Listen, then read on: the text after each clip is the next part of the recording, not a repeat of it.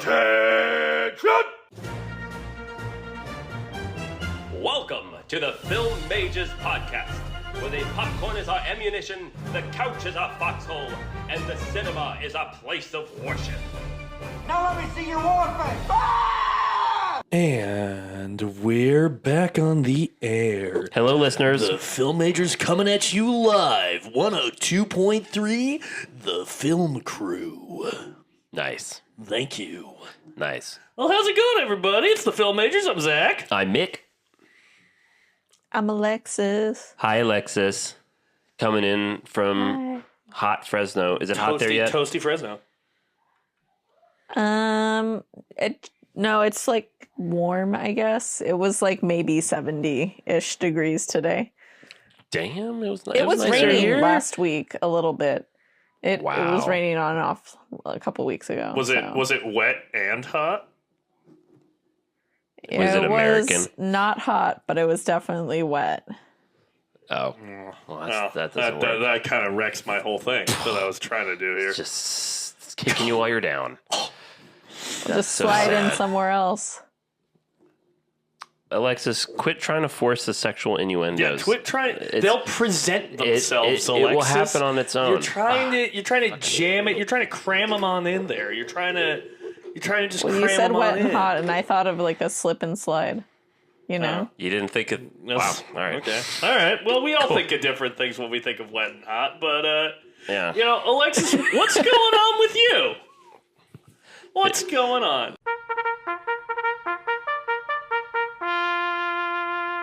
I finished my floors and they look amazing. Thank you. Oh, I Hell saw Monkey yeah. Man. Oh, fuck yeah. What'd you think of Monkey Man? You got I so had a excited great just now. time. I feel like there was a lot like contextually going on. But it was delightful. I feel like as somebody who's known of Dev Patel since he was in like Skins back in like 2007 or something, I'm like, you're doing real good, man. Like, you know, it's hard to be in front of the screen, you know, when you're directing and writing the thing, I think. So, Well, yeah, especially when you're doing the amount of fight choreo that he's doing. Which yeah, that was crazy. So I also saw Monkey Man, and I would like to address a note that some, in my opinion, dumb people have been throwing at Monkey Man, which people have been accusing the movie of using shaky cam, which I don't think it really does, and it definitely doesn't in the way that was problematic. Because the reason why we started to despise shaky cam in the late 2000s, early 2010s, is because it was essentially used as a crutch to cover up bad fight choreography. It's a mask. Yeah, you just shake the camera a whole bunch to, you know, disguise the fact that your actors can't actually fight. There is none of that is being done in Monkey Man. The fight choreography in that movie is so fucking precise, and the camera work is very precise. So I reject that stupid ass notion. I think it's good. I think there's interesting framing and all that. And I really, really, really love the colors that they used in the film, like at times for the night scenes. I also loved that like red elevator. It was so... I was listening to Rian Johnson on the Tom Deakins podcast, and he was saying that the red I'm so room... sorry. We gotta Alexis, address it now. You said it the last episode. What? I didn't say anything. It's Ryan. It's Ryan Johnson. Ryan? Yeah. Why is it spelled like that? I don't know. I don't know. I couldn't tell They you. want to be different. Rian. They wanted to Ryan. trip you up. He's They trying wanted to be trip up special. Alexis. He's trying to be special, and he's fucking You know, with you. I mean, isn't that just that's on his parents, you know? Like, Yeah. I Goddamn feel right. like May death if be you're a upon them. parent and you give your kid like like a different little letter in a very typical name, and then you're like, no, it's this. I'm like, sorry, buddy, I'm gonna probably mispronounce it the first few times. So Ryan You know Johnson what? was saying... You heard that here first, parents. Spell your Ryan's right. Use a Right. Y, okay, in the Right. future. Thank you. Don't do this to me again. This is a good episode. No, the Red Room was based on some fucking play. I think he said like Madama Butterfly or something like that. He stole that from like a production of Madama Butterfly, just the whole like Red Room. And the elevator scene, I think towards like the last third where it just like opens up and it's just like him silhouetted in the red really reminded me of that. And I liked it. I liked the aesthetic, you know? Yeah, I think it's just like an incredibly confident directorial debut. I've really liked watching some interviews that Dev Patel's given talking about like the action stars that he really idolized and being a big Bruce Lee guy, and having gotten more into kung fu movies over the past year, it's kind of fun to like watch the way he fights in this movie and be like, okay, yeah, I can see how he's a huge Bruce Lee guy with just like extreme fucking precision and like this. His eyes always look just so fucking intense and insane during a fight scene, and I think that's just like something he's absolutely cribbing from Bruce Lee, who was kind of the master of that. Okay. Two things. Do you remember the part where like he uses his mouth to like push the knife in? Yeah. That shit was crazy. Rules. Love that. Me and my sister were like, that was wild. I like how he kind of fights like a monkey. Like there's a lot of bashing with fists and biting. That's kind of cool. It is appropriate. He is an appropriately named man. Yeah, that was fun. And then, what was the other thing? Oh, God, I lost it. Oh, it's fine. Oh, the beautiful co-star. I don't remember what her name was, but she was gorgeous. So, you know, I feel like there's already like 10 reasons to go see the movie. Alexis shouts out hot lady. Thank you. You're right. Yeah. And it's brave of you to say it. You know who you are if you're listening to this. You're hot. You're a hot. You're a hot lady. Well, I haven't seen it yet, but I am seeing it tomorrow. Fuck yeah. And I'm very excited. I have to say, I hope this isn't like another thing where you're like, you guys hyped it up way too much. Honestly, okay, yeah, fuck. That's something I'm going to get into later. Thank you, Alexis. But I will say, like, the whole kung fu movies, like, that's just the rabbit hole I think I enjoy going down the most. It's so much fun. Yeah, in a way, I would put it right up there with horror, I think, in terms of, like, exploitation genre, that, like, when you find one that hits, it's like, oh my God. It really hits. Yeah. a hidden masterpiece. I love kung fu films. I like that, you know, I won't say how it happens, but Monkey Man said trans rights, and it's fucking awesome. You know?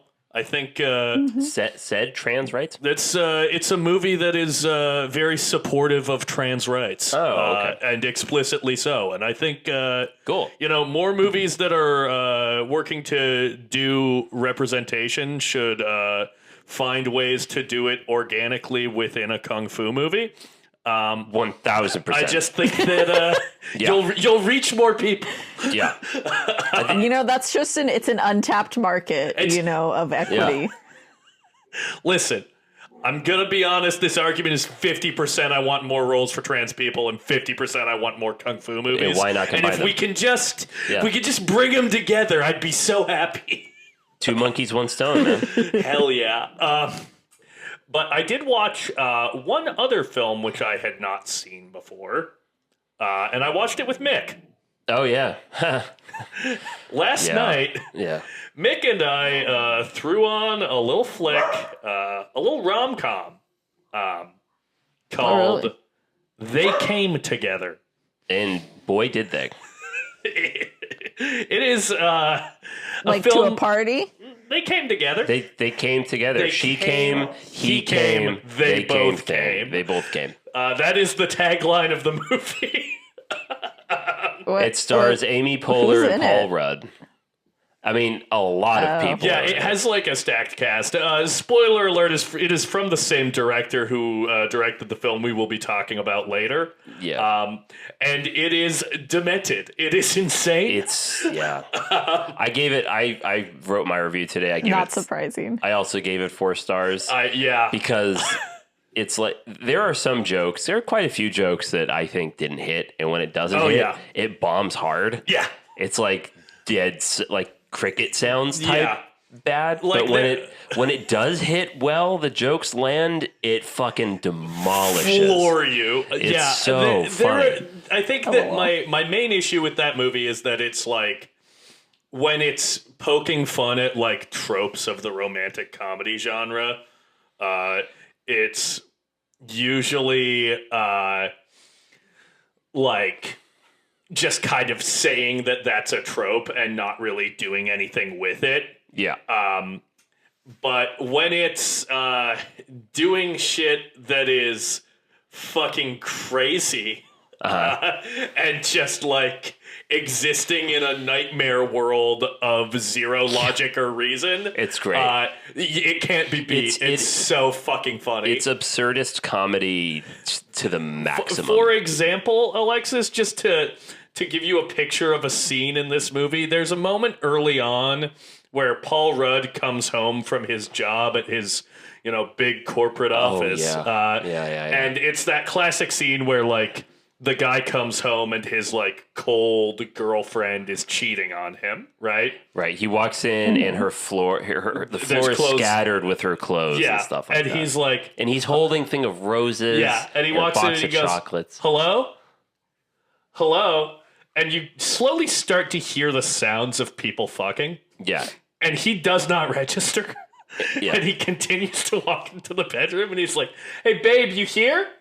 Yeah, you hear? And of course, they're in the back. It's like there is a point where fucking sound is so loud. There is a point where he takes a phone call and turns around, and the girlfriend and the guy she's fucking slam out of the bathroom onto his bed and continue to fuck in the background. And he is like, "Yeah, no, I'm just wondering, like, whenever you get home, babe, I really want to talk to you." It's a great visual gag. It is such a great visual gag, and that is like honestly one of the tamer bits of the movie that made me laugh. Yeah, I keep thinking about Christopher Maloney.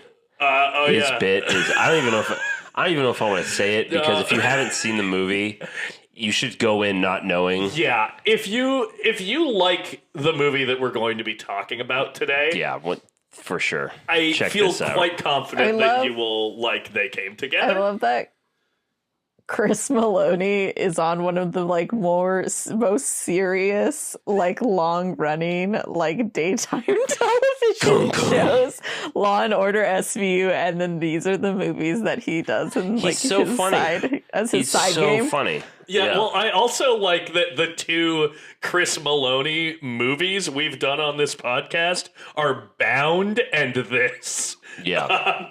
Yeah, fantastic. It's a great, the man has fucking range. He's so good. Anyways, but yeah, that's what I watched since we last spoke. Nice. Yeah. Well, obviously, I've seen that. They Came Together. Good time. Yeah. One last thing I'll add on that. I had no intention of watching the movie. Like, I walked in. Yeah, Zach, I got home. You had started it. Yeah, I got home like late after doing a day of Uber Eats deliveries. Yeah, and like I started the movie probably around like 11. Is that how late it was? It was about 11 because the movie wrapped up around 12:30. So I was planning on going to just go to bed, and like I'm in the kitchen. I walk around, and I see the first scene. I'm like, that's bad. That's really bad. I'm gonna have to sit down for this, I think. And then I just sat and then watched the whole fucking movie. It was great. Yeah, it was a good time. Mick was like on his way out of the room. Yeah. He tried to leave, and the movie grabbed him and pulled him back in. And I'm so happy I did because good times. I finally watched Late Night with the Devil. Ooh. I watched that this afternoon. And Alexis, have you seen it yet? Or is it only Zach that's seen it? It's only Zach. I didn't really like it. Okay. Yeah, that's a solid 2.5 for me. I can see that. I disappointed. So this is what I meant when Alexis was like, I hope we don't overhype something again. Because you didn't hype it up.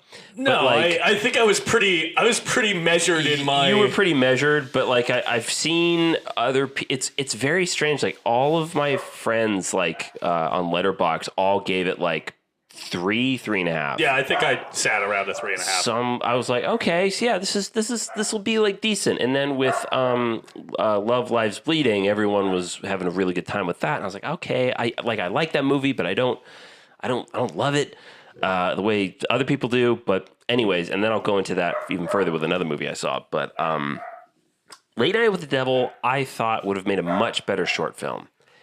It felt like they were taking too little of what they really had going for them and tried to stretch it over a feature-length runtime. And it's only an hour and 30 minutes.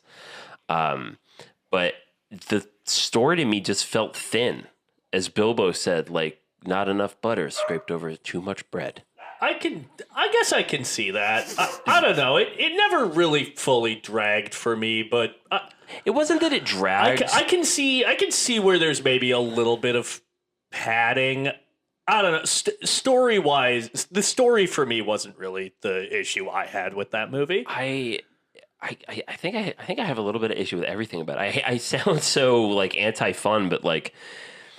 Not to go into too great of details, but there's an element of like a satanic cult that is kind of introduced to in the beginning of the film, and then at the end of the film, which I thought completely could have not been there. Oh, I like because that's inspired by a thing that's real. Oh, I'm sure, but it just felt like it didn't need to be there. It's just like I don't know that worked for me mostly. And then Dave Dastmalchian's, I think he was miscast. Really, I thought he was the strongest fucking element. There was of that only movie. one actor that worked for me, and it was his piece of shit agent. Oh, it was his piece of shit. The piece of shit agent was great. The manager, or whatever. Yeah, interesting. He was the only actor that actually worked for me. Everyone else didn't work. That's crazy because Dastmalchian and the dude who plays kind of like the cynic. The cynic, yeah. Okay, I liked both of them. I enjoyed think they him both crushed a bit, pretty much. But oh my god, like the talk show co-host, the guy with the mustache. How did he get that part? I was so amazed. It's like, oh my god, no good. But I will say though, I didn't hate the film. The worm sequence was a lot of fun, and then when shit really hits the fan at the end of the movie, that was a fun sequence. I enjoyed that. You know where I think I'll agree with you on, because again, this is a movie that I liked but had problems with, and I don't know that I totally put my finger on everything that I had problems with. When you say that it's, as Bilbo said, too much butter or too little butter spread over too much toast. Yeah, I think it takes so long to get to the really wild shit. Yeah. And I think that if we had gotten into the wild shit earlier and then revealed our sort of twist earlier and then had some more time spent with that at the end, I think that might have been a better way to structure it. But I mean, one, I think some of that probably comes down to budget. And two, that kind of gets into my central issue with found footage movies. I was going to say. Where, like, if it starts going crazy too early, then... See, that's why... I'm not going to buy the camera rolling. I think then the way you solve that is you don't make it a found footage film. There's no reason that needed to be found footage. And that's part of my issue with it is, like, the whole behind-the-scenes black and white stuff, just... That could have been just like the movie, and then you also are from the perspective of the broadcast. It didn't need to be found footage. And because of that, they put themselves in a corner, and you get that same old thing towards the end where it's like, why are the cameras still rolling? Why is the cameraman still going with this? Honestly, like, of found footage movies, I pretty much bought the cameras rolling for most of it. For pretty much the whole time, and then, I'm willing to go with, like, supernatural reasons why this stuff is still being captured. Like, I was never asking that too much. I didn't like when they then broke out of the found footage bit towards the end. Yeah. Where I'm like, if you're gonna be a found footage movie, you have to commit. Right. Yeah. But I think that's why I think it would have just been easier to not go that route. I could see that. It could have just as easy, because it didn't add anything. You know what I mean? Yeah, I think ultimately, we're probably in similar places with Late Night with the Devil, where it was disappointing for both of us, but you were more disappointed. That's a solid meh for me. Yeah. See, that's something that I'll rewatch it on Halloween some year, because it does have the thing that I do enjoy in a horror movie, where it is set on Halloween. Yes, I enjoyed that. So as well. it probably. I'm not in a rush to revisit it, but I'll get back to it someday. So, speaking of horror, and speaking about being solidly mid, I also saw The First Omen on 35 millimeter at the Vista Theater. How was that? I thought it was not good. And here's the thing: going once again, kicking it back to you, Alexis, about how it's been overhyped. I didn't hear like a lot of hype about it, but after I watched it, I looked at the reviews. It's getting good reviews from critics. On Letterboxd, it's getting good scores. And I was just confused. I was like, what am I missing? Why am I not having fun in life anymore? Why is every movie I see, I'm just like, that's Are you fine. okay, buddy? I don't know. Is there something going on in your personal life? I am okay, because last night when I watched, they came together. I had a great time. True. We had a ball. It's just I'm having bad luck with new releases recently. But here's the thing: The First Omen, I'll give it this. It looks really good. Like, it looks better than it has any right to, as like a newest addition into a long-established horror franchise. It looks great. It's shot really well. There's this one shot in particular of a nun who's walking down a staircase, and the way it's lit, and the wind machine that's happening, and the wide-angle lens, it just looks like something from the 1970s, 1980s. It looks really, really good. Not to sound crass or sexist, but the movie has balls. Like, it shows you some shit that I respect it for. All right, that doesn't sound that crass or sexist. Well, sometimes people are bothered by that. I don't know. I know. Hey, I'm with you. But sometimes if I just hurt you, I didn't mean to do that. Okay. All right. Okay. I really think you're making more of a deal about this than I'm it's just really going to be. I'm just trying to be inclusive. What are you doing? You're trying to get ahead of people being mad at you? You've never done that on this podcast once before. Why not start now? Never in your life have you been careful about how something that you say on this show is going to be perceived. Doesn't sound like him. Am I about to find something out? Or are the allegations about to drop on Mickey Boy? I'm not. Those are. I don't like. Those are sealed behind a wall of NDAs. Oh, no. But the movie, there's one scene in particular, the birthing scene is how I'll describe it. If you've seen the movie, you know what I mean. Also, if you've seen The Omen, you know that there's going to be a birthing scene. Yes, which I haven't. I haven't seen any of the Omen films. You should watch The Omen. Alexis, have you seen The Omen? Have I seen the original Omen? Yeah. I don't think so, to be honest. As someone who went to Catholic school, I'm kind of surprised you never saw The Omen. Yeah, I don't know. I'm trying to think here. I don't even think I've seen The Exorcist all the way through, to be honest. I mean, The Exorcist also is haven't seen that. Okay, here's...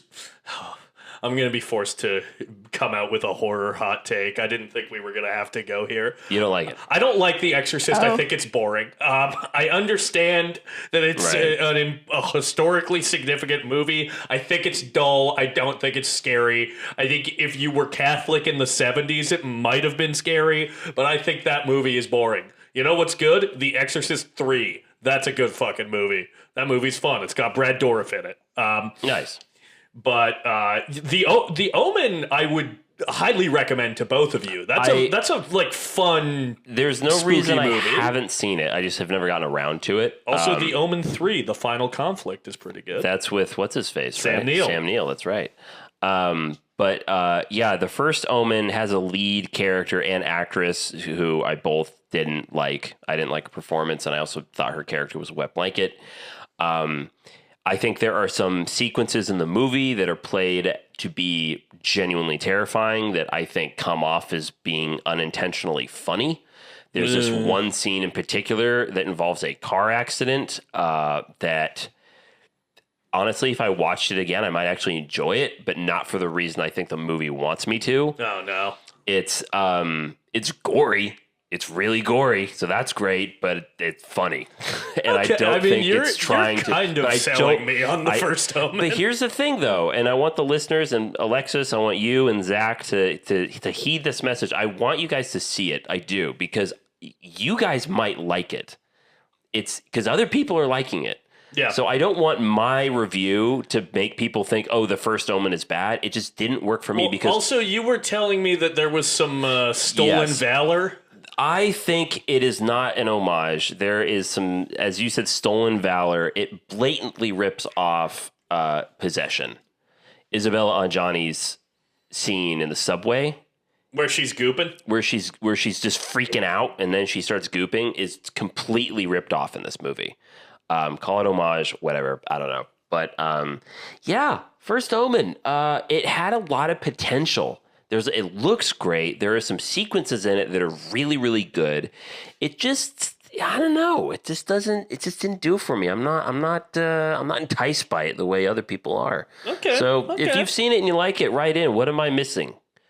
Why do I not have any fun in my life? What's going on? Mick, it's because you're a bad guy. Also, Alexis, so. I appreciate you posting your Monkey Man review during the podcast. I open Letterbox, it refreshes. Alexis's Monkey Man review pops up. Listeners, the whole time we've been talking, Alexis has been just texting on her phone. In 4 fucking K. So, Alexis, you're not even engaging in the discourse of this show. It's why you're so silent. I'm listening to you. Like, don't trust your opinion on the First Omen. Go see it for yourself. I am. I was going to tell you right now that I am. Alexis, that doesn't mean anything. Alexis, that doesn't mean anything. If we were hanging out, that's one thing. But this is a podcast. You say things with your words, so the listeners know that you're still online. I would like to argue that was good because I caught my her. review, and I was about to say that out loud. Oh my god. You just caught me before I was able to say it out loud. You guys talk so long sometimes, and I respect that, okay? But I don't always have something to say. Oh my god. Listen, if you ever think that Alexis isn't going to fucking shoot from the hip and tell it like it is, refer back to this moment. Yep. Holy shit. Oh, man. Again, truly the lifeblood of this show. Alexis, do you have anything else going on? Oh, my God. Oh, yeah. I'm going to go see Gone with the Wind in, like, theaters. And I think I need to have, like, a whole ass meal right before I go into the theaters because it's, like, a 4-hour movie. That's a really good choice. I have been debating going to see that because, like, I don't think I'm ever gonna just throw Gone with the Wind on in my house. 4 hours is a really long time. 4 hours and a movie that like has some fucking problematic racial politics. It's just like that's a tough ask. But it's a really good movie. It's one that I like know that I need to see. Just like as someone who likes film and wants to make films, like. Yeah. You do gotta see Gone with the Wind. That would be cool. Sometimes you've gotta watch movies that aren't, I've seen with part the of times. That would be a great thing to see on the big screen. Yeah, it really would. It's coming out this weekend, right, Alexis? I think it's here in Fresno, it's this week that they're doing like at the Regal theaters and stuff. They're doing like the Fathom events where you can go see Gone with the Wind. Yeah, I think it's this week here too. I would imagine though they're going to keep in the intermission. Like that would be weird if they took that out and had you sit through that thing in its entirety. Yeah. So you might be okay. At least like bathroom breaks, you might be all right. Yeah. They actually have an intermission. Yeah. All movies back then did. That's wild. So I watched part of it when I was in the 8th grade in Catholic school. It was just like one of those movies that they threw on for. They weren't throwing like the Omen on or whatever. No one was throwing the Omen on. Yeah, No. that probably tracks. Yeah. No, I watched Ghost Ship when I was a kid. I liked Ghost Ship. I still need to see Ghost 13 Ship. Ghosts. Oh, you will. Don't worry. Oh, interesting. We, we'll talk later. We will talk later. Well, Alexis, Yeah, that's, Alexis, I got to get you excited about Boat Month somehow. I know it's a thing that you hate the most. If you roll Ghost Ship, I'm so here for it. it's a thing that Alexis hates the most. We fucking covered Titanic last year. That's true. To be That's fair, true. I threw you a bone, didn't I? I did kind of make both of you hate Titanic a little bit when we went to go see it. Not me. I come to America. Not me, really. I More was Alexis. Alexis was sitting next to me, and you were crying. I was crying the whole time. Yeah, it was I was fantastic. like, wow, I wonder if I would have had like a life-changing experience like Mick did if I hadn't been sitting next to this fucking guy. Yeah. It's a me, Fabrizio. By the way, I looked it up. To The be honest, I internet think is I had fucking so much on fun. my side with Fabrizio being a cartoon. I mean, he is. He's a an cartoon. anthropomorphic Yeah. meatball. Like, Not that. I'm glad that we get to relitigate this almost a full calendar year later. Yeah, it's time again. It's great. Well, do we have anything else? Alexis, anything else on Gone with the Wind? No, I'm very excited to see it. I know that I need to eat beforehand and make sure Scarlet. that I pee so that I do not, in fact, soil myself. I think you're trying going to get an to intermission. I watch think a you'll be 4-hour okay. movie. Maybe we'll get an intermission. Maybe they'll cut the intermission. They better because not. That would make no sense. Fathom Events, if you cut the intermission, you're sick people. It's literally on the DVD. Like, it would make way more sense for them to keep it in, like, when they Yeah, play I How feel long like is the intermission? It's like 10, 12 minutes. Yeah, like a play. Oh. Um, Oh, that's Yeah. fine. Then I can check my phone during that time, or pee if you I need can it you to. can text That's us great. and tell us how Bring you're back the black. I intermissions. can go on to TikTok. Some of us have You know what? weak bladders. I completely Not me agree. yet, I but- really think that they should bring back the intermission. I think they should. I think that would be good for Yeah. movies of a certain length. I Yeah. think people would appreciate. I would that. have loved an intermission in Dune Part Yeah. 2. I That would have been great. I might. No. Why? No. I think you make it even longer. You need to be at least over 3 hours. Oh, that's right. It's not over 3, is it? No, Okay, dude, you know what? Oppenheimer could have had an intermission. Oppenheimer. I think Killers of the Flower Moon maybe could Killers- have had Killers an of the intermission. Flower Moon? 'Cause Yeah, I think all of them I could've. actually I wouldn't have been mad at having like 10 minutes to discuss like Yeah. what's going on in the middle Yeah. of. And bring back that the movie? overtures. Well, I don't know if we did. What's to wrong with all right. overtures? Can you It's just imagine- beautiful Can you music imagine played over like black. creating an interactive like movie going experience where like people watch the first half of like a Clue type movie and then they have an intermission to discuss who like the killers are, An interactive? and then you have to go back in and find like you like that's part of the fun is like at intermission you're trying to You figure get out to who it you get is. to chat with everybody. Yeah, I can see that. Yeah, but why don't you just do that already? Why don't you interactive? chat during the movie? No, like halfway. Like, what's interactive about that? Is it like, who do you think is the killer? But, text this number kind of thing. Is that what you mean? You literally, I mean, I don't know. I wouldn't actually entirely be against that. There was a play that is kind of like that. Yeah, but that's a play. Okay, That's more fun. I don't know. I feel like. I don't know. I feel whatever. like specifically with a whodunit mystery, I actually would be totally on board with. Like, I don't know. A pause might- because they're already so heightened. I might be that friend. I'm like, oh Christ, this really? Just play the movie. I mean, okay, so we've come full circle on intermissions. Do we want to hop out of what's going on?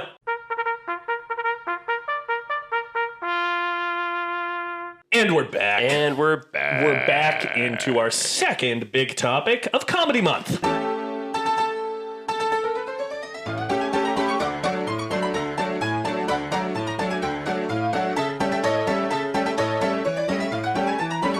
Comedy Month is here.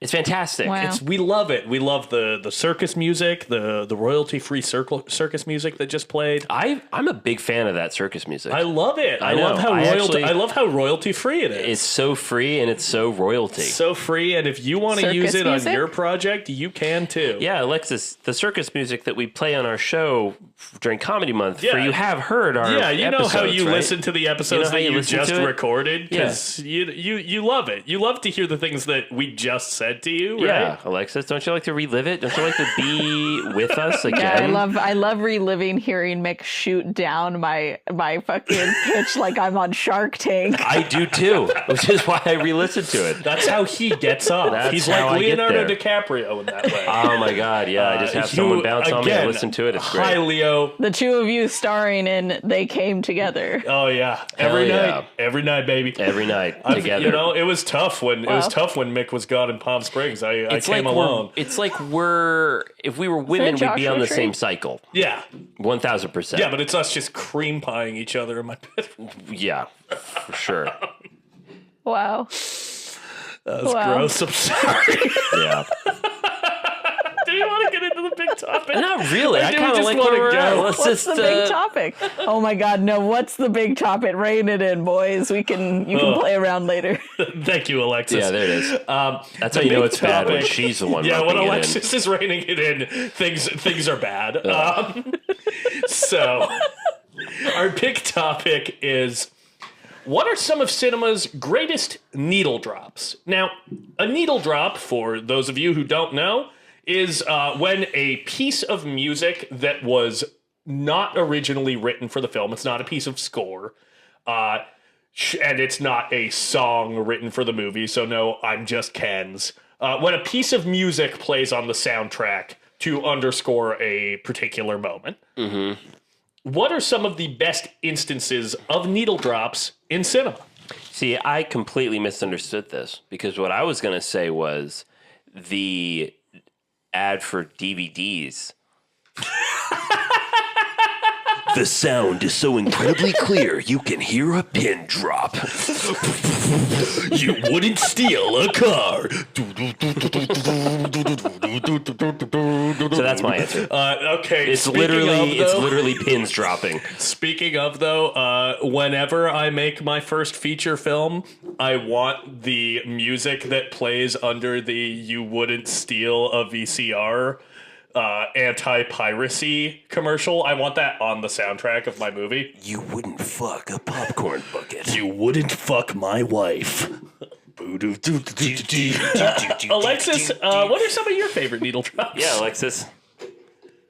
Why are you not reining us in? Question. Yeah, we're way out here. Because I was thinking of what would be a good needle drop movie. She's thought about this. And all I could think about was the Phantom of the Opera.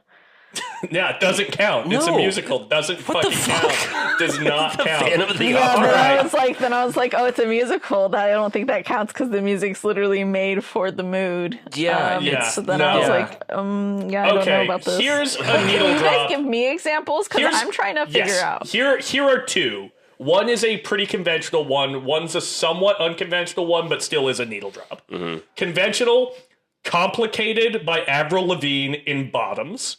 When that plays in Bottoms after they've had their friend break up, it slays me dead. I think it's so funny. It adds like such a level of heightened emotion to the break into the third act, essentially.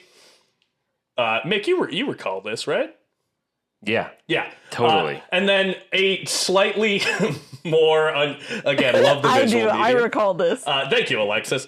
A slightly more unconventional one is technically it's a diegetic needle drop because this music is playing within the world of the movie in the scene. But the bit where the Halloween score plays at the end of Scream, I think that's like a great needle drop and like serves to underscore what that movie does really well, which is like commenting on the slasher genre, having some fun with it, but also like really paying respect to its history and taking itself seriously on a level. Yeah. I think that that's all summed up really well by having John Carpenter's score playing when Dewey is searching the house at the end of the movie. So those are a couple of great needle drops. I hope that helps explain what a needle drop is to everybody and to Alexis. Yes. I have one that I really What's up? like.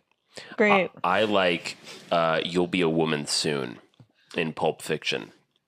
Right before she overdoses on the heroin by snorting it. Girl, bum, bum, bum, bum, you'll be a woman. I feel like we should ban soon. I feel like we should ban both Tarantino and Scorsese from this conversation. Well, that's all my fucking. That's dumb. It's so easy. Yeah, but they're That's great. easy yeah, mode. but they're great. Okay, because here's then one. I'd just be like, the bit where fucking.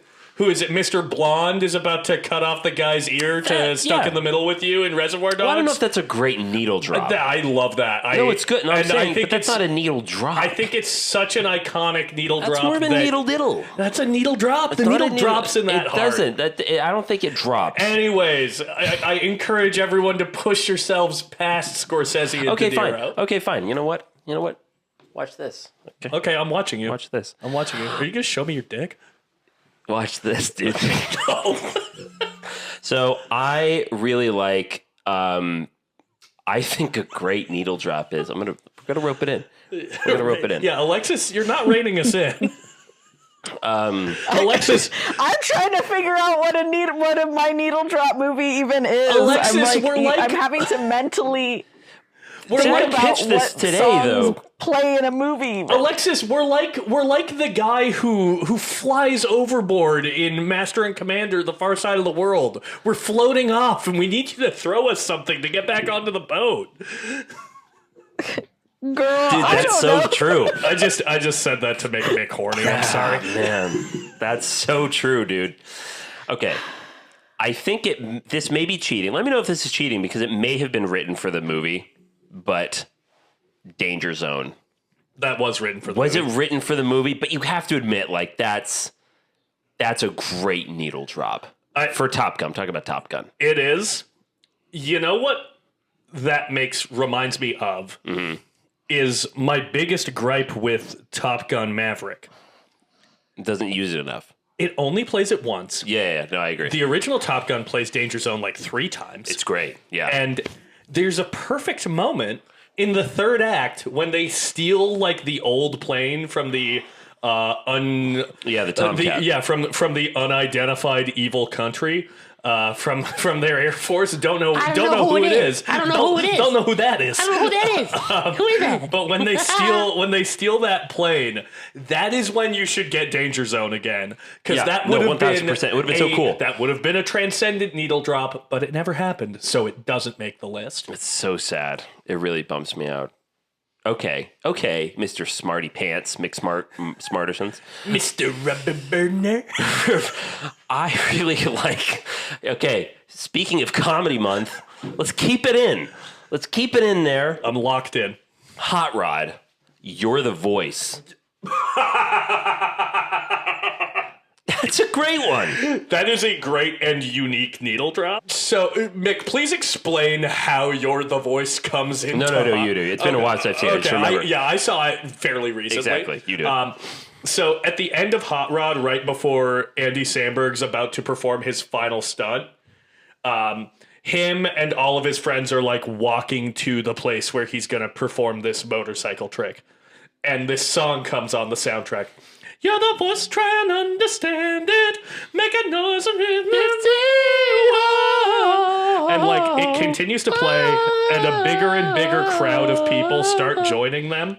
And then those people start to sing that song. Diegetically, they start to it's amazing. Andy Samberg and his buddies are kind of like looking around, going, "Huh, that's okay." And then someone just out of nowhere chucks a fucking trash can through a window and starts a riot. It's great, and it is all precipitated by that needle drop. It is an incredibly unique use of the needle drop, where it goes from being on the soundtrack to being a surprise musical number. Yeah. I think what we're talking about, a good needle drop, is when a musical supervisor actually does the work for the money they're getting paid. Shouts out my girlfriend who's currently music supervising American Flag. Exactly. Yeah, Sloan, I'm so pleased with the work that you're doing. A musical supervisor, what do? They're just like, yeah, dude, like this song slaps. But if they pick a song that truly fucking makes the scene where you cannot have, like, you know, those moments where it's like, this song is so good, we have got to purchase the rights for this song because the scene won't work without it. You know, yeah. Like I would even argue. I hate to. Well, I don't hate to. It's fine. I'm gonna reference a Marvel movie here. Okay. Whoa. Thor Ragnarok. Oh, Immigrant Song. Okay, actually, I'm glad you brought up Marvel. Yeah. Because I feel like Guardians of the Galaxy, the first one. Oh yeah, great. That's nothing but needle drops. And really shows how powerful a needle drop can be. Yeah. Because I would argue that the drop of Come and Get Your Love by Redbone at the beginning of the first Guardians of the Galaxy is the reason why Chris Pratt has like a movie star career. Yeah. Like him lip syncing along to that song is like the moment that his entire career for the past decade has been built on the back of. Yeah. Yeah, no, I agree. I think that it's also fun when like a script has clearly been written with a specific song in mind, and then they got that song. Like Nowhere to Run To in The Warriors is like, I mean, that's the script is written to that, where you have someone on the radio be like, we've got a special hit for the Warriors. Yeah. Oh, I love that. Yeah. Yeah. You know, another movies chock full of great needle drops. Shrek and Shrek 2. Oh, that's like, true. yeah, but also did somebody wants that's one of the best ones ever, when he kicks open the front door. Come on, Susan Bloom. Yeah, you're an idiot. Yeah, Susan, you don't fucking get it. Well, shall we get into a film that I think has several great needle drops, and one needle drop so good that I will forever associate this song with this movie? Yeah. All right, I'm going to do it. We are going to get into our discussion of David Wain's 2001, as Google says, comedy romance, Wet Hot American Summer. A lot of romance. Which stars Michael Showalter, Paul Rudd, Amy Poehler, Elizabeth Banks, Bradley Cooper, Ken Marino, Janine Garofalo, Molly Shannon, etc., etc. So here is the description of Wet Hot American Summer. Set on the last day of camp in the hot summer of 1981, Wet Hot American Summer follows a group of counselors who are trying to complete their unfinished business before the day ends. The entire summer of pent-up sexual frustrations, unresolved post-traumatic stress, pending separations, and, of course, the talent show all weigh heavily on the minds and groins of counselors and campers alike. That's a pretty good description of a movie that I would argue has almost no plot and is nigh on daring you to try to find a way to describe it in a way that makes sense. Yeah, very hard. Yeah. But I won't get into all that yet. Alexis, this was your first time that's right. watching Wet Hot American Summer. What did you think? Thoughts? I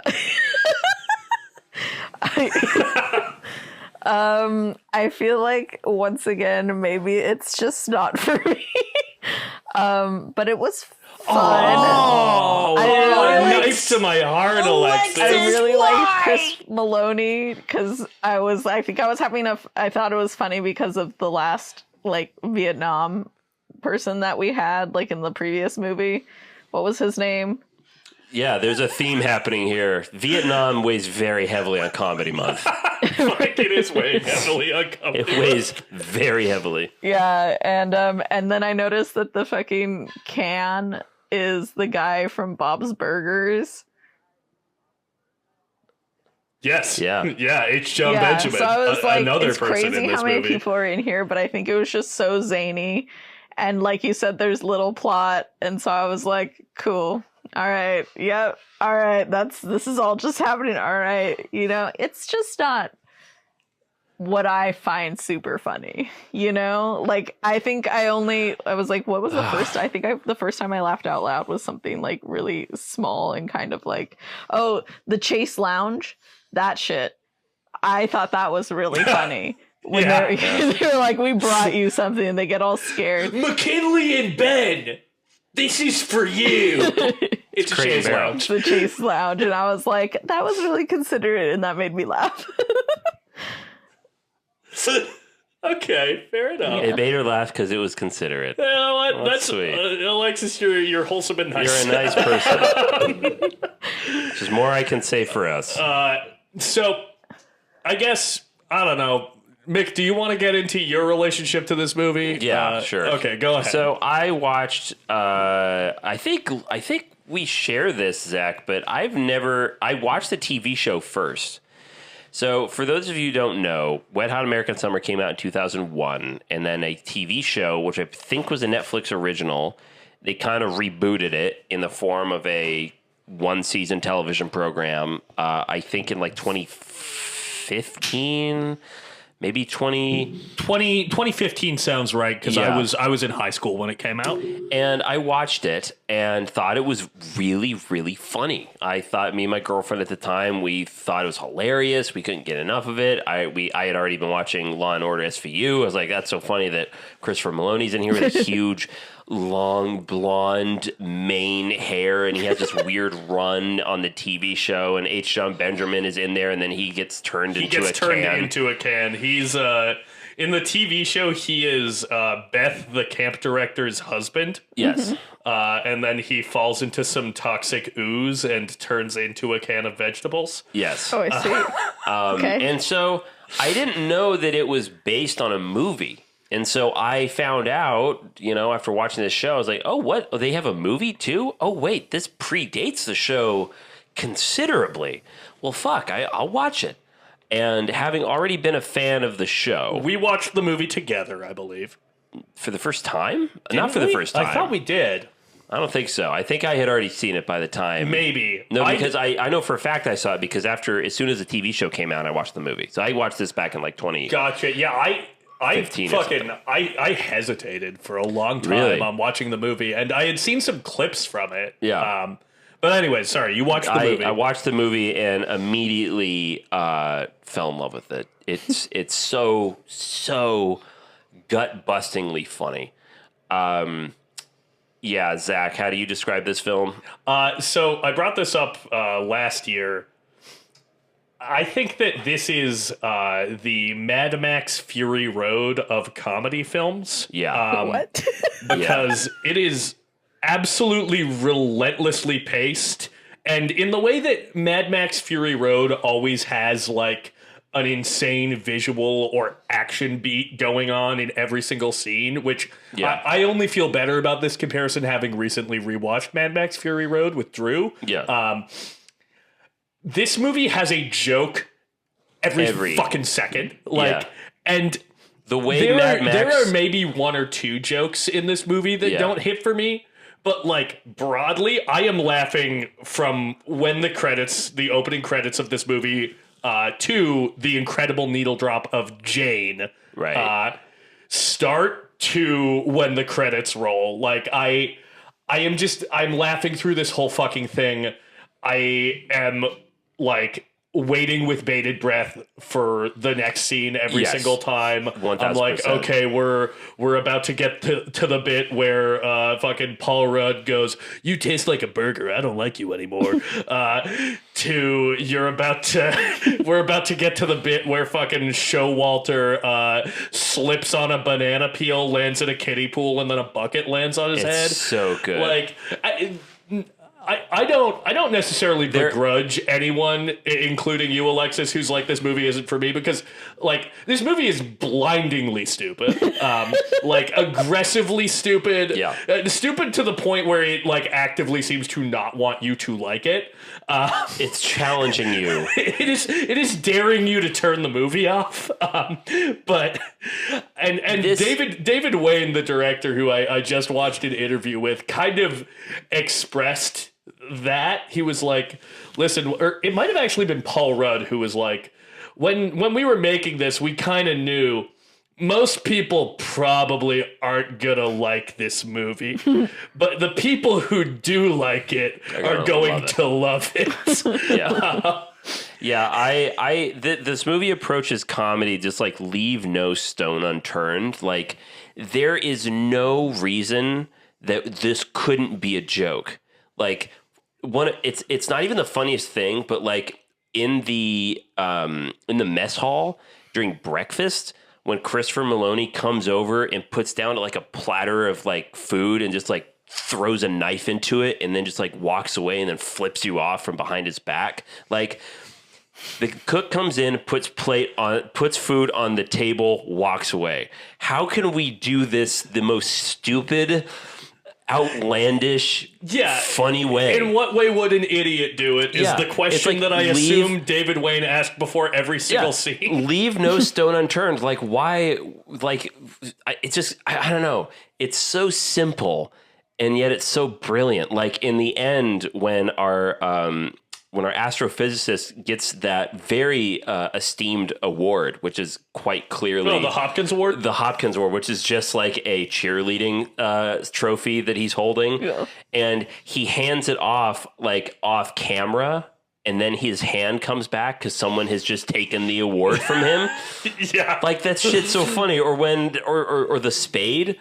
Oh, pleased to meet you, and just hands her the spade, and she flings it, and then you get just hear a crashing sound. You hear that same crashing sound multiple times after something flies off screen. You hear that same crashing sound effect within the same minute, like 3 times. Yeah, you do. I noticed that for sure. But then also, time doesn't matter in this movie, even though they have so many stills that are very specifically telling you exactly what time it is, and then they do something like let them become drug addicts.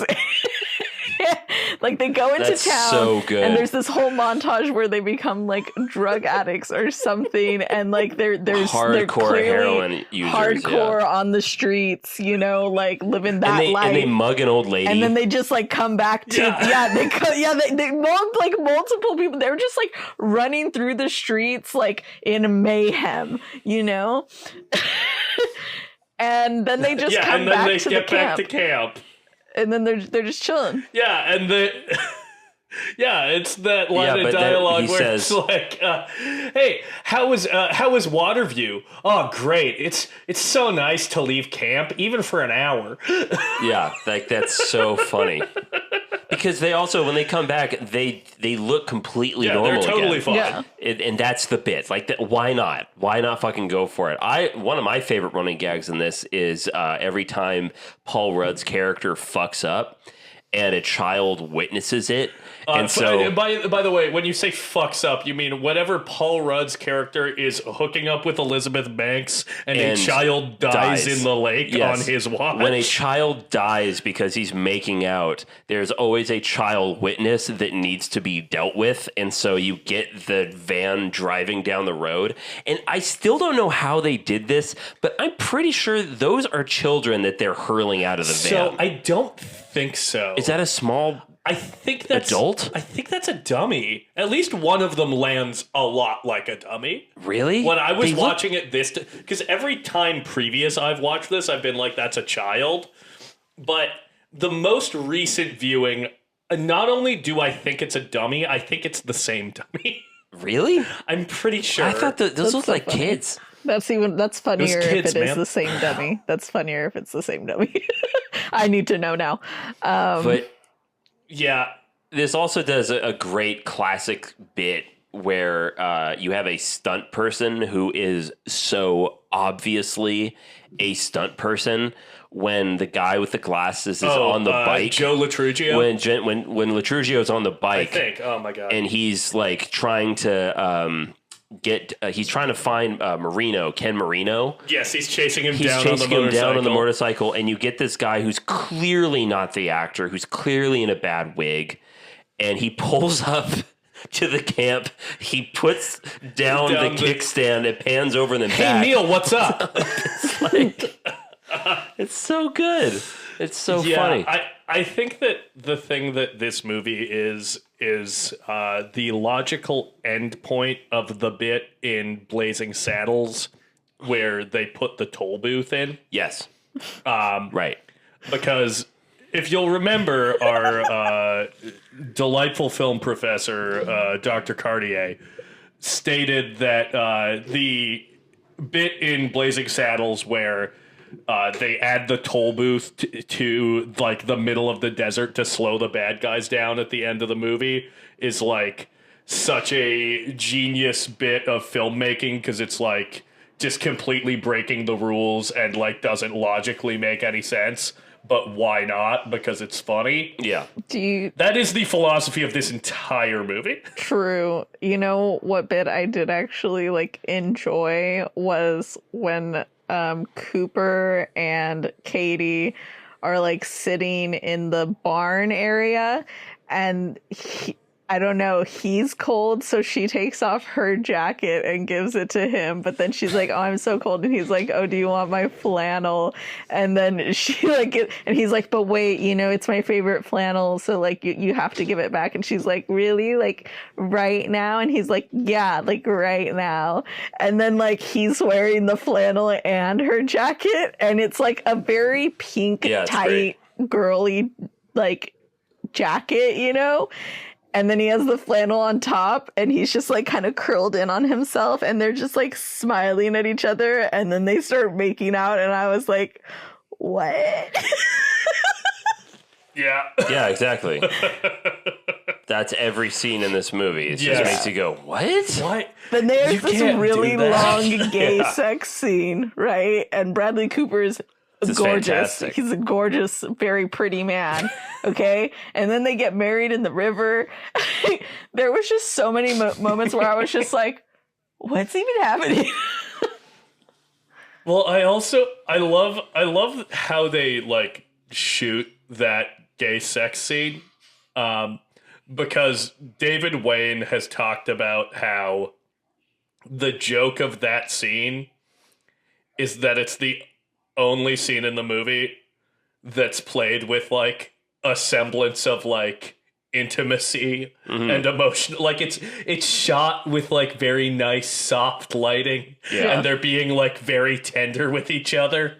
And meanwhile you just like hear their fucking shithead friends by the river in voiceover just going like, oh yeah, dude, McKinley needs to experience the ultimate. Yeah. You mean penis and vagina? No, you idiot. Sex. Yeah. Yeah. God. And those are the same guys that bring them a Chase Lounge after they find out that they're secretly wed That's in right. the river. That's right. Yep, they see that. Is she playing the flute? I love the scene. Amy Poehler Another dumb as joke the I crazy love. theater person. She was like, this was actually very funny.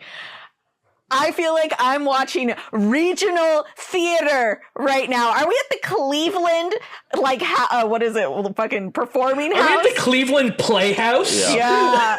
Oh my God, that shit had me dying.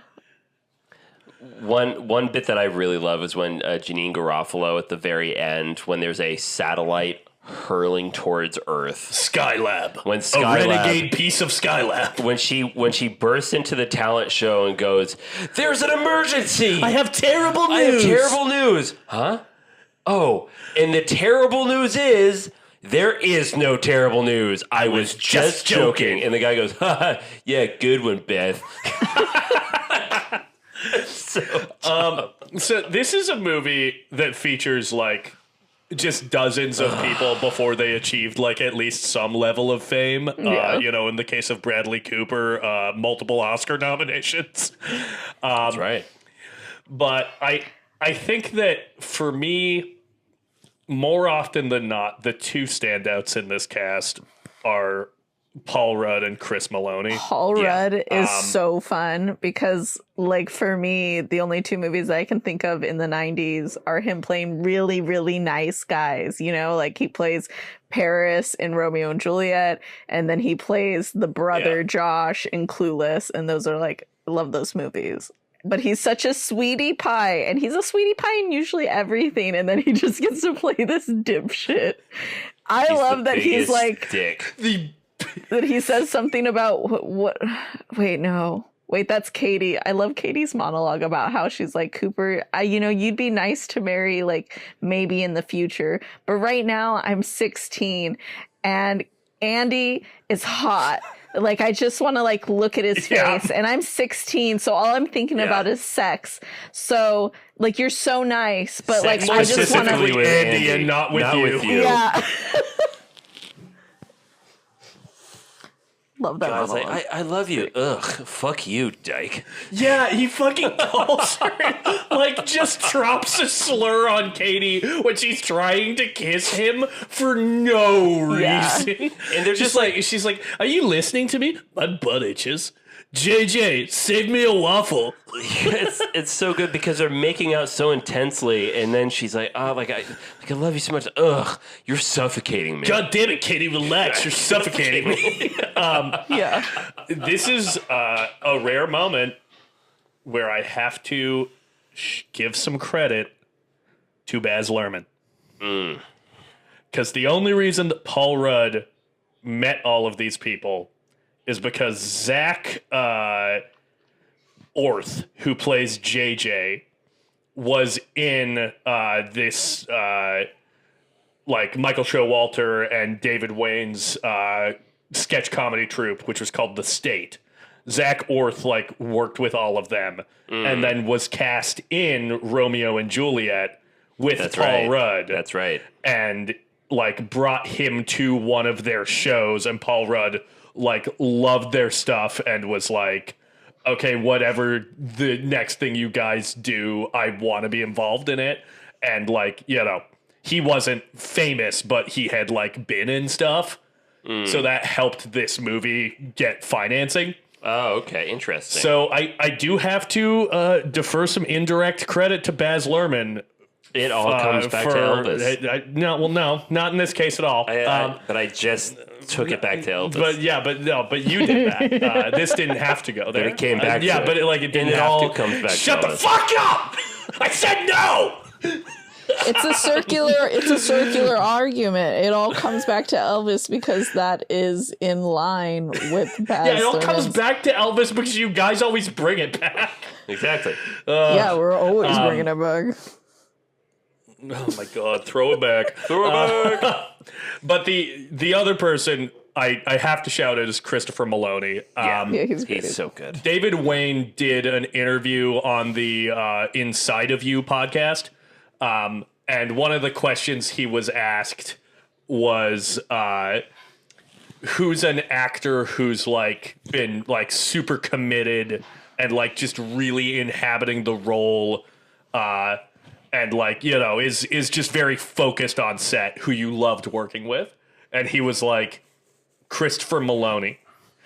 Christopher Meloni is always 100% committed to the roles I cast him in, even when it is the stupidest fucking thing ever. And he will ask me questions, and then I'll like try to give him an explanation, and he won't answer. I'll see him standing there just kind of thinking about what I said and really considering it very seriously. And that is so fucking funny to imagine with the role that he plays in this movie. I'm gonna rub mud on my ass. I'm gonna go smear some mud on my ass. Can I run through a few of my favorite Meloni deliveries? Yeah. Yeah, go for it. What you say to me, shithead? Listen to me, you fucked up little cigarette smoking piece of shit. I was in the Vietnam War. Then you listen to me, Mr. Kickass, Mr. Rubber Burner. Yeah. You wipe that hot shit grin off your face, or I'll shoot it off. Now finish up those taters, and I'm gonna go fondle my sweaters. Like, I'm gonna fondue some taters. I'm gonna go fondue some cheddars. I was thinking of making a cheddar fondue. Shut up, leave me alone. Like, And don't forget his dick cream. yeah, He's got dick oh cream. my god, his fucking monologue that he delivers to the camp, where have a great winter. I'm gonna go hump the fridge. Yes, it's true, folks. I said I'm gonna go hump the fridge. What you may not know is that I also own a bottle of dick cream. I like to fondle sweaters, and I smear mud on my ass. Just like he is. I believe that he was taking this incredibly seriously. Yeah. Because like the insane intensity in this performance, like he doesn't need to be bringing it in the way that he is. But Yeah, he's bringing it. It's good that he is bringing it, like taking it that seriously, because I think that's what makes it even funnier. Yeah. We saw a cast and crew screening of this. Yeah, Or not a screening. We saw a showing of this at the New Bev, which David Wain and Ken Marino came That's to. right, and they did a little bit of a Q&A, and it was nice because they talked about how this was not well received, and this gets 35% of Rotten Tomatoes, 38%, I think, on Rotten Tomatoes. Yeah, which is absurd. It's again to it's a me classic. personally, this is a 5-star movie. This has risen into being one of my like all-time favorite movies. I think one of my I do see how it was poorly reviewed, though. I have to be clear. This is not. I mean, I guess I don't think it's 38%. I think that's a little. That's just people And being I think confused. I think the other thing is like, especially with like the rise of like the internet and like not to bring in fucking like the internet and meme culture, but like Right. I do think humor on the internet has like become so fucking like absurd. That's kind of the stuff that flourishes, I feel like. Yeah. This movie was kind of ahead of the curve of that kind of becoming the sensibility of a lot more people as time went on. Yeah, like the Tim Robinson's type comedy Yes, now, or like Nathan Fielder a little bit. Just like I think Tim Robinson is a good comparison, where it's just like this feels like it was beamed in from another planet. or Eric Andre too. Like just Yes. like completely absurdist shit. Like to the maximum. It's funny. Our last episode, Big Lebowski. Please listen to it. Give us a like. Give us a rating. Where I talked about how it contained one of my all-time favorite visual gags, which is when Lebowski scrapes on the piece of paper and sees that it's a penis. Yep. And it's funny that's back-to-back with Wet Hot American Summer that has, I think, one of my other favorite visual gags. And it's very quick, but it's at the very end of the film when everyone is leaving camp, and there's Katie, and cool guy Paul Rudd, he pulls up in his dad's car, and he's in the back seat, and he gets, Katie, get in.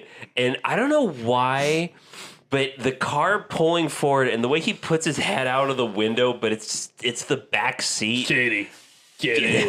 It's like the funniest thing ever. Oh my god, Okay, that gets me. I have a question for the group. Did anybody here go to summer camp? I went once. Like overnight camp? Alexis? I went to a church camp in my freshman year of high school going into my sophomore year. And I went to Nice. in California, I think it's mostly everywhere, but there's a thing where you go to an outdoor camp and you stay there for like a week, and then you learn about the stars and like you do wilderness survival shit, I did go to one of those. That's Yeah. the closest I ever got to going to summer camp. I went to overnight camp. Yeah. I went to outdoor school. I which- went to outdoor school. Yeah, that was our version of what you're talking about in Oregon. I think it was Yeah. like 5 days. Yeah, out in the fucking wilderness. Yeah, well, ours was at a summer camp somewhere. But I low key, so little behind the scenes glimpse at my life. I've written a series of road trip comedies with past and future guest Drew Patterson called Bunk Buddies, which features friends who used to go to summer camp together. And I think another reason why this movie might appeal to me is because I really wanted to go to overnight camp as a kid. Really? And I thought it would be so fun. Not me. And I wanted to Not a I wanted to get away from home. I wanted to I get that. hang out with people. Like I thought that would be just such a cool fucking fun experience. And I never did it. And I think there is a little piece of me You that never did wishes I went. Oh, so you went out outdoor school, but you never went to like summer camp. Yeah, I never I did summer camps, but none of them were it was all day camp stuff. Oh, I see. It would be activities during the day, and then you'd go home at Okay, night. Yeah. so that's like me that I did a summer camp that's theater camp, but my overnight camp was outdoor school, which Yes. was a unmitigated disaster. I by had the fun way. at outdoor school. So what happened at my outdoor school? I'm glad you brought this up. So this kind of shows you my age, I guess. But at my outdoor school, we had hatchet throwing and That sounds awesome. and archery. That sounds fucking awesome. And just everything went wrong. I remember because we were housed in this huge lodge for like 5 days, just like out in the Oregon wilderness. And I think there was probably maybe 100 kids, a bunch of camp counselors, and all of that stuff. And the food was awful. And one night in one of the lodges where a bunch of boys were housed, I wasn't in this one, but half of the lodge on this side and half of the lodge on that side got in this huge fight, like a fist fight broke out amongst all the kids. All the counselors had to come in and separate it. A kid fell down a staircase and just passed out while we were going into the lunch line. And as we're going down the staircase, we look down and there's this kid passed out with his eyes open, breathing. Oh my god. On the ground. Everyone's like, give him room to breathe, give him room. And then we still have to go through the lunch line. Then there was another then the following day we had a treasure hunt out in the woods, but someone stepped in a wasp nest and 25 people ended up getting severely stung by wasps because it had crawled into Sounds their like clothes. a really unlucky week. And were stinging them.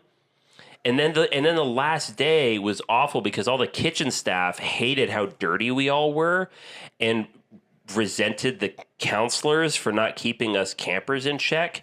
And so they put all of the counselors on their knees and had to force-fed them glop to the point of one of them vomited. What? Yeah. What? No. As entertainment for us kids. What do you mean? I'm not Did you kidding. guys- Yeah. You guys didn't have parents that came to the camp thing with you guys? Yeah, we did. Oh, yeah, okay. some of the counselors were parents. Oh, okay. What? And that didn't, some of them, not all of them, but some of the other ones were just teenagers and wild. shit. But it was a complete unmitigated disaster, and I had so much fun. Yeah, camp wasn't really. Alexis, what was your? Camp wasn't really okay. So when I went in, when I went in the 6th grade, it was kind of fun. Whatever, my mom actually did a really sweet thing where she was one of the That's weird. super, parents that came on the trip, but she mailed a card so that I would get mail while I was there, which I thought was in hindsight, Aw. I'm that's really adorable. She didn't want me to feel left out That's from sweet. the other kids, getting mail and stuff from somebody not there. And I really enjoyed the night where we went out in the dark and just stargazed. That was really cool. I did like half enjoy like the wilderness kind of thing where we like went and like they like were just like go out into the forest, you know, they had us in groups and like you got to build a shelter, you know, you got to use your compass to navigate and stuff. I did not love Heart Attack Hill. I am currently more athletic than I ever really was as a child. And I feel like that should tell you a lot about who I was as a child. You know, because like I'm still like, I would say that a majority of my favorite activities all involve me being indoors. And it was like way more so when I was a kid, I feel. I think I'm more outdoorsy now than I was as a kid, although I was outside a lot. I just feel like because I was made to be. Yeah. Yeah. You know, but then I went to the overnight camp with this youth group in high school. And yes, what was that like? You know, the part where like we're all in a huge church together and people start, you know, like maybe like one or two people start speaking in tongues or something, and are they fornicating? People are having these like it made me uncomfortable because people would have like my friend had this like kind of like I don't know like almost like breakthrough and like she like totally broke down, and in hindsight like looking back I'm like it's very strange. Anyways, I don't know. It's like church was such a weird experience for me. That church was a weird experience. Like the Christianity, the Catholicism, fine, whatever, their hypocrisy. I can take that because I can just be like, fuck you guys.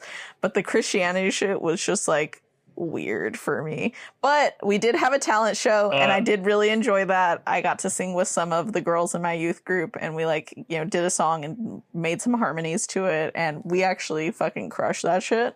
So of course. Well, thank you. I feel like maybe I didn't ask the right question. Was anybody horny at summer camp? Was there any horny stuff that happened at anybody's summer camp? A lot of the girls at that Christian summer camp were horny as shit. They were after our youth group leader. See, but that's the thing. Alexis, what you're saying was why I really like Catholics is because they're a sexually repressed people, and so they're freaks in the sheets. It's so true. Weird, it is a rule. Being a child when you're saying this, and I'm like, that's gross. No, I'm just talking about just child Mick being like, but let me have some fucking nuns. It's the thing. That's the thing. As an adult, that's why I'm not as alienated by Catholics as I used to be. Is because now I'm aware of the secret. See, for me, I'm alienated by them because it's time, Robbie. We gotta nail these scumbags. Hey, as I said, we gotta show them that nobody can get away with this. Not a priest or a cardinal or a friggin' pope. Okay, we gotta rein it back in. It's been a while. But for my outdoor school, there was no horniness going on. We were too young. Yeah, I was in fifth grade in outdoor school. Yeah, I think we were fifth, sixth grade around there. Yeah, nothing horny was happening at outdoor school. That's why I'm asking, because you know. Nothing. I think middle school me would have loved to be horny at summer camp. I was not yet same blossomed into looking more like a lady yet when I was in summer camp, even in high school. I was still looked like a kid, you know. I mean. Oh yeah, no, I didn't hit my growth spurt until I was like 16. Mick? I think when I was like 15, I started looking more for a way like out of this how conversation. Look now, I guess. I don't know. Okay. All right. So. Great. I'm glad we all engaged. Do we have closing thoughts on this movie? Well, okay. Closing thoughts? We're just getting started. A couple of things. $20 right there. Let's see. That I would like to discuss. One is just the logistical challenges of making this movie. Mm-hmm. They had almost no money to shoot this thing. Mm-hmm. It was shot in, I believe, 29 days, with including 1 day of reshoots. They had to shut down production for a week because they were shooting at a summer camp during the off season. and it was like a Jewish summer camp as it is in the film. Right. And it was shut down because someone rented it out for a bar mitzvah.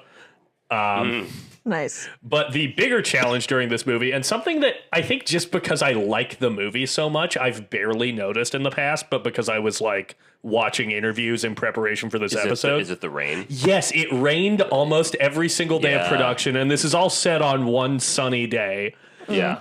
I've noticed that. There are so many shots in this movie where you can tell that it's full blown like pouring down rain in the background. Is this actually in Maine? Did they actually shoot I think there? it's in upstate New York. Oh, okay. Not known for their sunny weather. You know? No, especially if it's not during the summer, it's not going to be pleasant. But like I think there are a lot of like little production tricks that they do to kind of mitigate that. Yeah. Which are impressive. Like there are a lot of like bird's eye angles in this movie where, you know, you'll start like and you'll slowly tilt up and you won't quite get to the sky. Yeah. Which I think is just, you know, when they're shooting wides, they do that a lot so that they don't have to show you how fucking gray it is outside. Yeah, I know it's a motorcycle sequence. There's puddles on the ground. It's a very wet, miserable the thing. final sequence outside of the talent show when Ken Marino comes back. Oh yeah.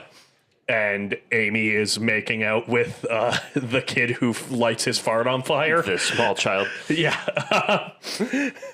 It is raining there. Oh man! Also, the cuts away to the raft on. Oh, that's so funny. On the about to go waterfall. over to the rapids. They're about to go over Devil's Canyon Rapids.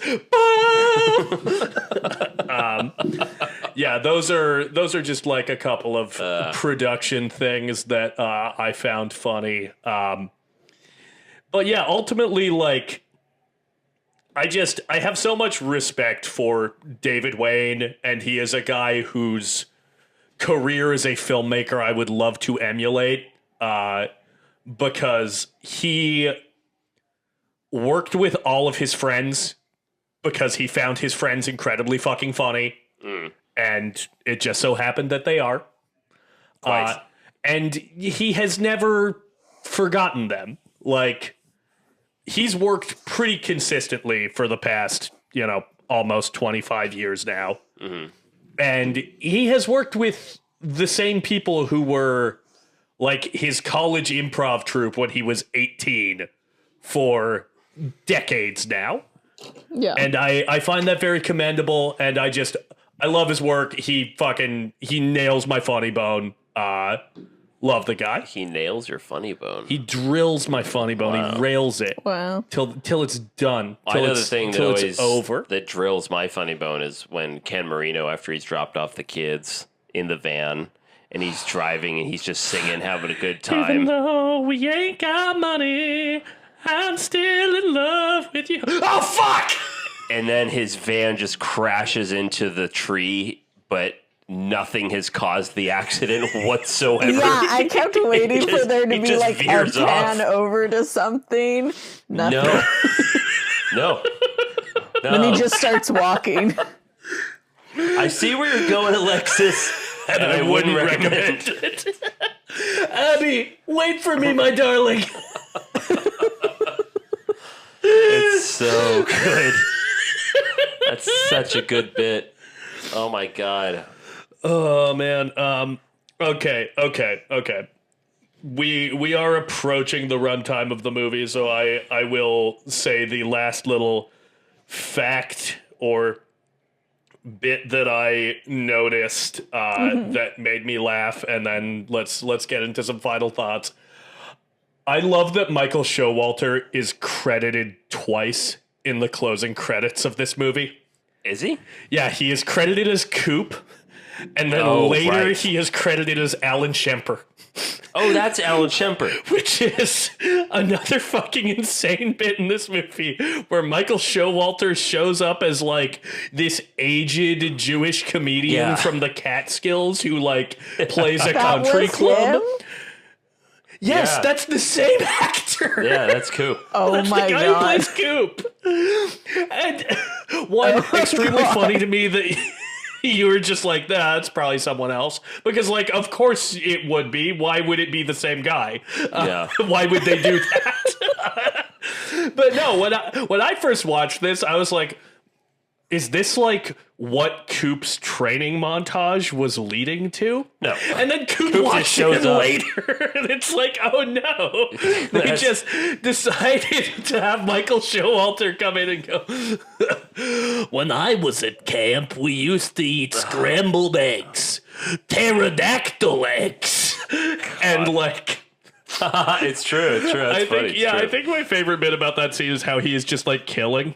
Yeah, Like the they audience love is it. dying Yeah. for his just extremely hack old man humor. I also love Day by Day, like this really beautiful. Yeah, when they perform the song from Godspell. Yeah, the really beautiful musical rendition, and then the cross comes on, and it's just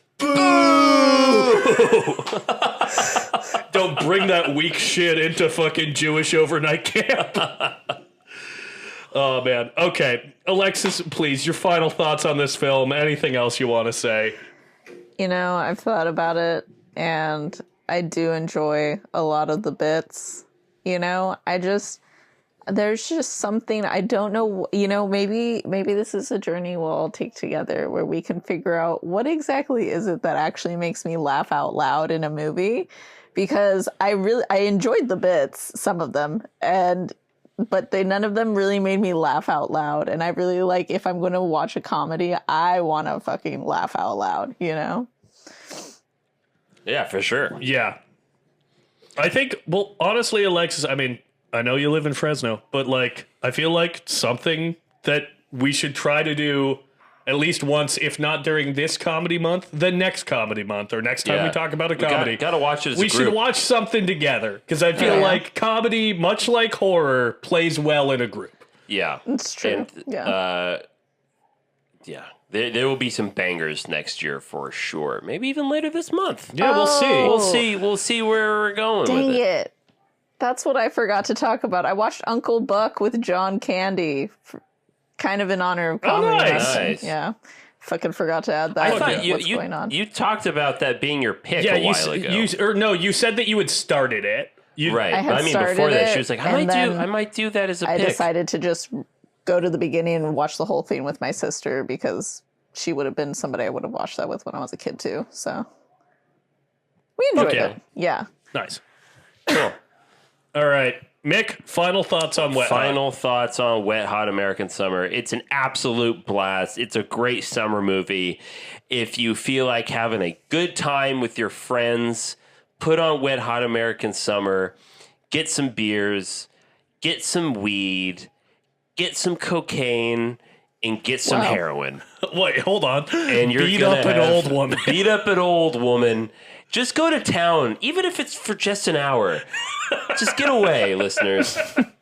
But seriously, watch this with some friends, because it's just like, I'm telling you, you're going to have one of the best nights that you've had in a long time. So I give it the highest marks, highest recommendation. Yeah, this is one of my, like, not just one of my favorite comedies. It's one of my favorite movies. I didn't even bring up fucking Coop's, when Coop gives his, like, declaration of love to Katie.